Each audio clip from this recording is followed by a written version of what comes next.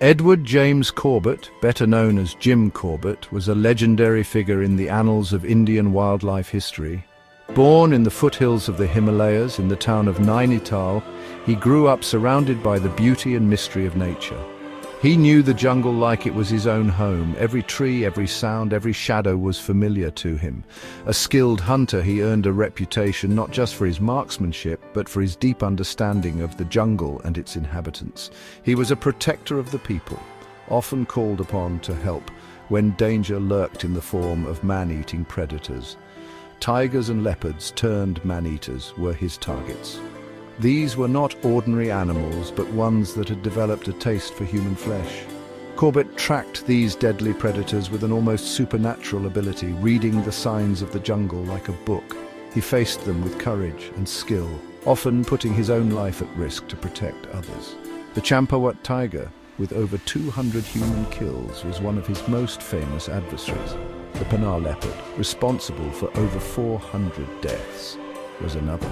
These were just two of his adversaries, but there were many more, each with its own story of terror and survival. Corbett was a hero to the local villagers, a figure of hope and safety in a time of fear. He kept them safe from danger, his presence a reassurance that they were protected. He freed them from fear, allowing them to live their lives without the constant threat of death lurking in the shadows. His name became synonymous with bravery and selflessness, a legend in his own time. But his story takes an unexpected turn, one that would change the course of his life and the lives of those he protected. The more time Corbett spent in the wilderness, the more he learned. He realized that animals rarely killed out of malice. They were driven by necessity. Injury, scarcity of prey, these were often the root causes. The destruction of habitat by humans weighed heavily on him. Deforestation, poaching, these were pushing the animals to the brink. Corbett saw the need for change. He understood that humans were part of the problem. He became a vocal advocate for wildlife protection. He knew that coexistence was possible, but it required understanding. It required respect for the natural world. Corbett's experiences were not meant to stay in the jungle. They were destined to reach a wider audience, to inspire and educate people far beyond the dense forests he roamed. He picked up his pen and began to write, transforming his thrilling adventures and profound observations into words that would resonate with readers everywhere. His books, filled with thrilling encounters and deep insights, captivated readers worldwide. They were not just stories, they were windows into a world most people would never experience firsthand. The Man-Eaters of Kumaon, a gripping account of his hunts, became a classic. It was a book that not only thrilled but also educated readers about the complexities of wildlife and human interaction. But it was more than just adventure stories. It was a narrative that delved into the heart of nature and the human spirit.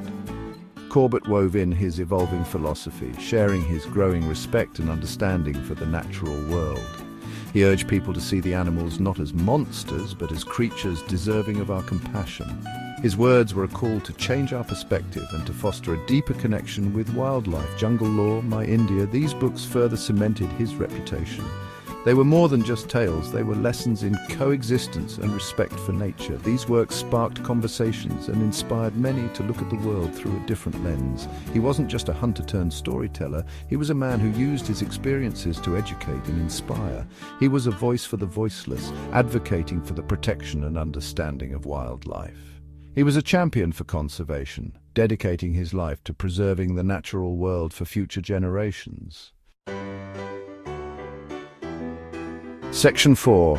Memories of Corbett. Those who met Jim Corbett remembered a man of quiet strength and humility. His presence was both commanding and gentle, a rare combination that left a lasting impression on everyone he encountered. Rosemary Fox, a woman in her 90s, recalls meeting him as a child in Nainital. She describes the encounter as magical, a moment that has stayed with her for decades. He had this aura about him, she says. It was as if he carried the wisdom of the forest within him, a deep understanding of the natural world that was palpable, a deep respect for nature that was contagious. His love for the wilderness inspired many to see the world through his eyes, to appreciate the delicate balance of life. Tom Daly, who met Corbett in southern Rhodesia later in his life, describes him as unassuming and kind. Despite his many accomplishments, he remained humble and approachable. He never spoke down to you, even though he'd lived such an extraordinary life. His stories were shared with a sense of equality, making you feel valued and respected. These encounters paint a picture of a man who lived his convictions. His actions spoke louder than words, embodying the principles he held dear. He treated all creatures, great and small, with dignity. His compassion extended beyond humans, encompassing all living beings. He understood that we were all connected.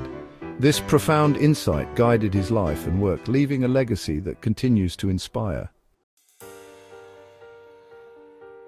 Section 5, A Legacy of Conservation. Jim Corbett's story is a testament to the power of transformation. He transitioned from a hunter to a protector. He dedicated his life to safeguarding the wilderness he loved. His efforts led to the establishment of India's first national park, later named Jim Corbett National Park in his honor. This sanctuary stands as a symbol of his enduring legacy. Corbett's lessons are more relevant today than ever. As we grapple with climate change and habitat loss, his message resonates deeply. We must learn to coexist. We must protect the natural world for generations to come.